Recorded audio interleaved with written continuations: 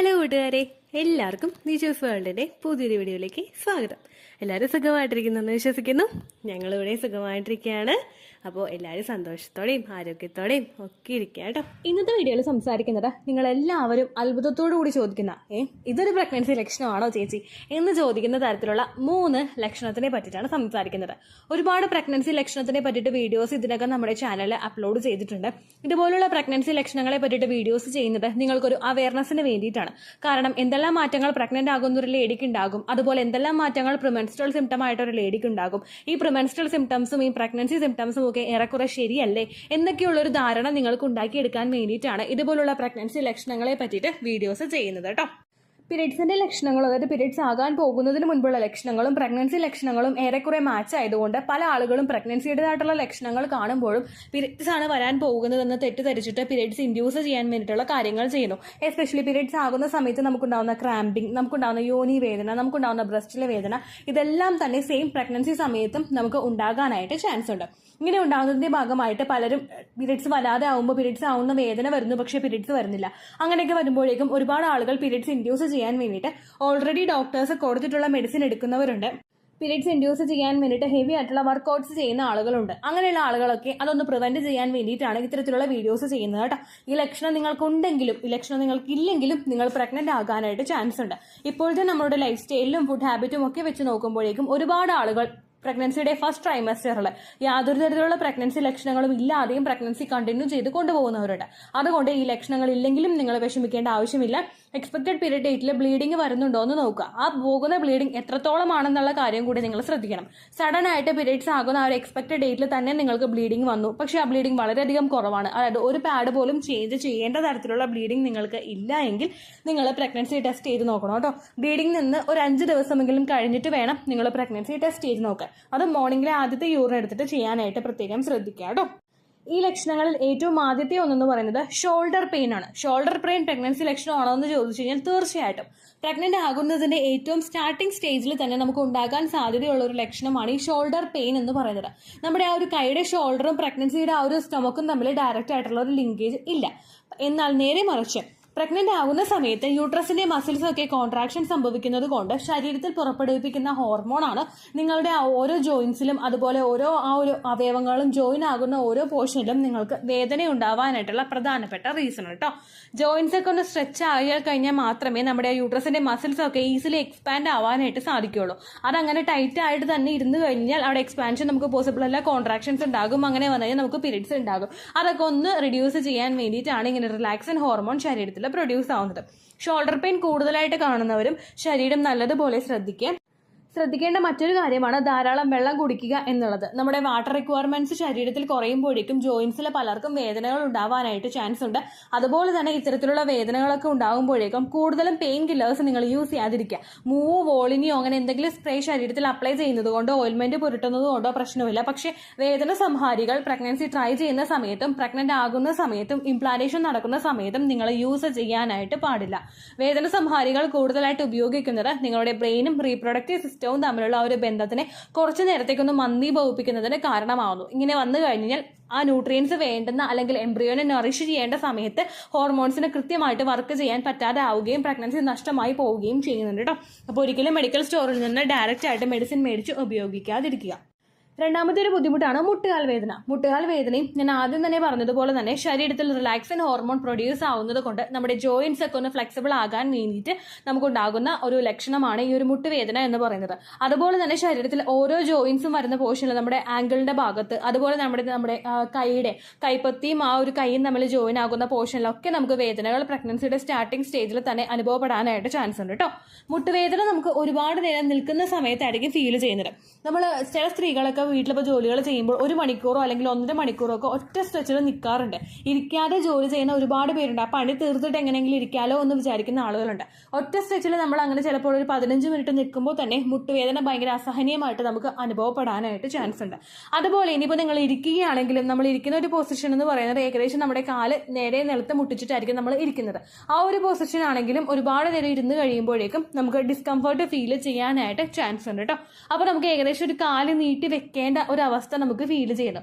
കുറെ നേരം കാല് നീട്ടി വെച്ചാലും നമുക്കൊരു ബുദ്ധിമുട്ട് അനുഭവപ്പെടാനായിട്ടും ചാൻസ് ഉണ്ട് കേട്ടോ. ഈ വേദനയും ഒരുപാട് ഹെവി ആയിട്ട് നിങ്ങൾക്ക് അനുഭവപ്പെടുന്നുണ്ടെങ്കിൽ നിങ്ങൾ പ്രഗ്നന്റ് ആണെങ്കിൽ ഡോക്ടറോട് അത് പറയണം. ചിലപ്പോൾ എന്തെങ്കിലും ന്യൂട്രീഷൻ റിക്വയർമെന്റ്സിന്റെ ഡെഫിഷ്യൻസി കൊണ്ട് നിങ്ങൾക്ക് അനുഭവപ്പെടാം. കാൽസ്യത്തിന്റെ ഡെഫിഷ്യൻസിയോ മറ്റു വൈറ്റമിൻസിന്റെ ഡെഫിഷ്യൻസിയോ ശരീരത്തിൽ വരുമ്പോഴേക്കും ഇതുപോലുള്ള ജോയിന്റ് പെയിൻ ഒക്കെ നിങ്ങൾക്ക് അനുഭവപ്പെടാനായിട്ട് ചാൻസ് ഉണ്ട്. അപ്പോൾ ആ വേദന പ്രഗ്നൻസി ലക്ഷണമാണല്ലോ എന്ന് വിചാരിച്ചിട്ട് നിങ്ങൾ നിൽക്കേണ്ട ആവശ്യമില്ല. അതുപോലെ തന്നെ ഒരുപാട് നേരം നിന്നിട്ട് നിങ്ങൾ ജോലി ചെയ്യുന്ന ആളുകളാണെങ്കിൽ പ്രഗ്നൻസിയുടെ ആ ഒരു ഇംപ്ലാന്റേഷൻ നടക്കുന്ന സമയത്തൊക്കെ ബോഡി ഒരു റെസ്റ്റ് നിങ്ങളുമായിട്ട് ഡിമാൻഡ് ചെയ്യുന്നുണ്ടെങ്കിൽ, അതായത് ശരീരത്തിന് വരുന്ന തളർച്ചയാണ് ശരീരം ഡിമാൻഡ് ചെയ്യുന്ന ആ ഒരു കാര്യം. നമുക്ക് റെസ്റ്റ് വേണമെന്ന് ശരീരം ഡിമാൻഡ് ചെയ്യുന്നത് അങ്ങനെയാണ്. ആ സമയത്ത് നിങ്ങൾ കഴിവതും റെസ്റ്റ് എടുക്കാനായിട്ട് ശ്രദ്ധിക്കുക. പ്രഗ്നൻസിയുടെ സമയത്ത് ബെഡ് റെസ്റ്റ് എടുക്കുക കിടക്കാനായിട്ടോ ഇംപ്ലാന്റേഷൻ നടന്നു കഴിഞ്ഞാൽ വീട്ടിൽ ഒരു ജോലിയും ചെയ്യേണ്ടെന്നോ ഇവിടെ ആരും പറയുന്നില്ല കേട്ടോ.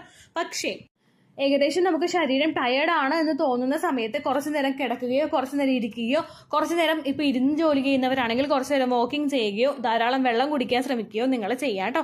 അതുപോലെ വെള്ളം കുടിക്കുക മാത്രമല്ല, വെള്ളത്തിന്റെ കണ്ടന്റ് കൂടുതലായിട്ട് അടങ്ങിയിട്ടുള്ള ഫ്രൂട്ട്സും വെജിറ്റബിൾസും ഈ സമ്മർ സീസണിൽ നിങ്ങൾ മസ്റ്റായിട്ട് ഉപയോഗിക്കാൻ ശ്രദ്ധിക്കുക കേട്ടോ. അതുപോലെ ആദ്യത്തേൽ പറഞ്ഞതുപോലെ തന്നെ പെയിൻ കില്ലേഴ്സ് ഒരിക്കലും നിങ്ങൾ ഉപയോഗിക്കാനായിട്ട് പാടില്ല. നിങ്ങൾക്ക് വേണ്ടുന്ന തരത്തിൽ ശരീരത്തിന് റിലാക്സ് ചെയ്ത് കൊടുക്കുക. കുറച്ചു നേരം ചൂട് പിടിക്കുന്നതൊക്കെ നിങ്ങൾക്ക് ആശ്വാസം കിട്ടാനായിട്ട് സഹായിക്കും കേട്ടോ. മൂന്നാമത്തേതെന്ന് പറയുന്നത് നമുക്ക് വയറ് നീര് വീഴുന്നത് പോലുള്ള വേദനയാണ്. വയറ് നീര് വീഴുന്ന വേദന നമുക്ക് അനുഭവപ്പെടുന്നത് ഒരിക്കലും നമ്മുടെ ആ ഒരു പൊക്കിളിന്റെ ഭാഗത്തോ അല്ലെങ്കിൽ നമുക്ക് ആ മുകളിലുള്ള ഭാഗത്തോ ഉള്ള വേദന അല്ലാട്ടോ പറഞ്ഞേ. നേരെ ലോവർ അബ്ഡമന്റെ ആ ഒരു ജോയിന്റ് പോർഷൻ ഉണ്ടാവുമല്ലോ, നമ്മുടെ യോനിയുടെ ആ ഒരു ഭാഗവും നമ്മുടെ ആ ഒരു വയറും കൂട്ടിമുട്ടുന്ന ആ ഒരു പോർഷനിൽ നമുക്ക് വേദന അനുഭവപ്പെടാനായിട്ട് ചാൻസ് ഉണ്ട്. പല സ്ത്രീകൾക്കും യൂറിനറി ഇൻഫെക്ഷന്റെ ഭാഗമായിട്ടും ചില സ്ത്രീകൾക്ക് അതല്ലാതെ ഇംപ്ലാന്റേഷൻ നടക്കുന്നതിന്റെ ഭാഗമായിട്ടും ഈ ബുദ്ധിമുട്ട് അനുഭവപ്പെടാം. വെറുതെ ജസ്റ്റ് ഒന്ന് കുമ്പിട്ട് നിവർന്ന് എഴുന്നേക്കുന്ന ആ സമയത്ത് തന്നെ നമുക്ക് ഭയങ്കര ഡിസ്കംഫർട്ട് അനുഭവപ്പെടാം. കുറച്ചു നേരം നടക്കുമ്പോൾ നിങ്ങൾക്ക് വയറ് നീര് വീഴുന്നത് പോലെ അനുഭവപ്പെടാം. അല്ലെങ്കിൽ ട്രാവൽ ചെയ്യുന്ന സമയത്ത് ജസ്റ്റ് ഒന്ന് ട്രാവൽ ചെയ്തിട്ടേ ഉണ്ടാവുള്ളൂ, ഒരു കിലോമീറ്റർ പോലും നമ്മൾ താണ്ടിയിട്ടുണ്ടാവില്ല, പക്ഷെ അതിനു മുമ്പ് തന്നെ വയറ് നീര് വീഴുന്നത് പോലെയുള്ള വേദന അനുഭവപ്പെടുക. യൂട്രസിൽ ഒരുപാട് പ്രോസസ്സ് അവിടെ നടക്കുന്നത് കൊണ്ട് ലോവർ അബ്ഡമൻ പോർഷനും അതുപോലെ നമ്മുടെ വയറിനും ഒരുപാട് ആയാസം ഇംപ്ലാന്റേഷൻ നടക്കുന്ന സമയത്ത് നമ്മൾ കൊടുക്കാനായിട്ട് പാടില്ല. നമ്മളെ കൊണ്ട് ഗുണം ചെയ്യാൻ സാധിച്ചില്ലെങ്കിലും ദോഷം ചെയ്യാതിരിക്കാൻ നിങ്ങൾ പ്രത്യേകം ശ്രദ്ധിക്കുക. കൂടുതൽ വയറിൽ നീര് വീഴുമ്പോഴേക്കും നിങ്ങൾക്ക് അതിൻ്റെതായിട്ടുള്ള അസ്വസ്ഥതകൾ ഉണ്ടാകും, വയറിൽ മറ്റുള്ള ബുദ്ധിമുട്ടുകൾ ഉണ്ടാകും. അപ്പോൾ അതെല്ലാം ഒന്ന് അവോയ്ഡ് ചെയ്യാൻ വേണ്ടിയിട്ടുള്ള കാര്യങ്ങൾ നിങ്ങൾ ചെയ്യുക.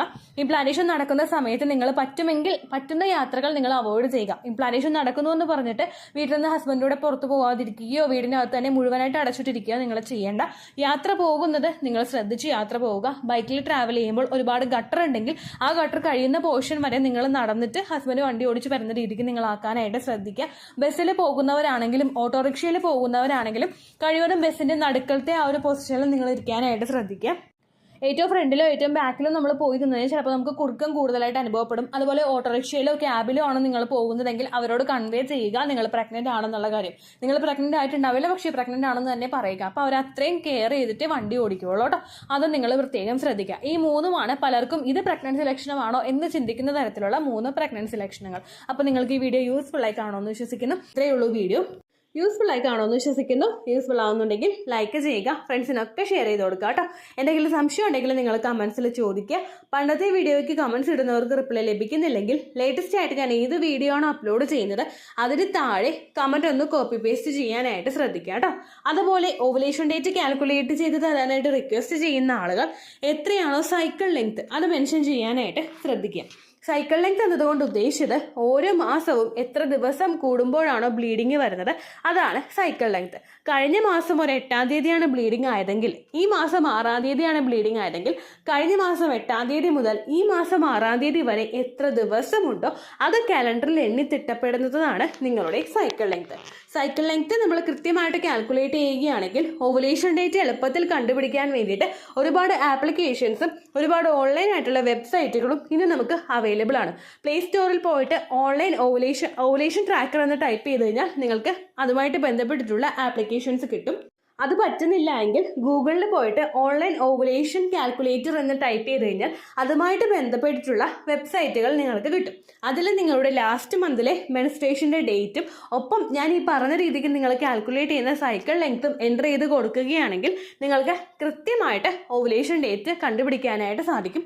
ഫെർട്ടൈൽ ടൈം പീരീഡും നിങ്ങൾക്ക് കിട്ടും. അതായത് എത്ര ദിവസം മുതൽ കോൺടാക്ട് ചെയ്ത് തുടങ്ങിക്കഴിഞ്ഞാൽ നിങ്ങൾ പ്രഗ്നൻ്റ് ആകും എന്നുള്ളൊരു ഡേറ്റും നിങ്ങൾക്ക് പ്രോപ്പറായിട്ട് കിട്ടും കേട്ടോ.